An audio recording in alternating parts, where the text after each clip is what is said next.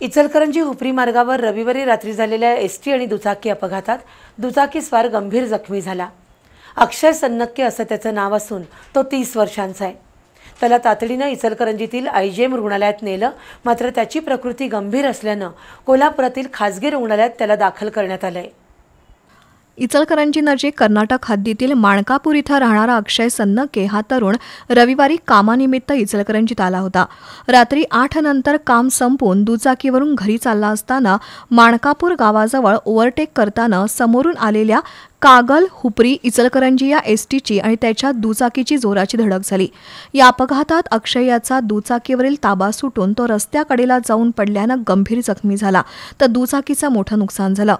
जखमी अक्षय याला नागरिकांनी तातडीनं इचलकरंजीतील आयजीएम रुग्णालयात दाखल केलं, मात्र त्याची प्रकृती गंभीर बनल्यानं प्राथमिक उपचार करून कोल्हापुरातील खासगी रुग्णालयात हलवण्यात आलं।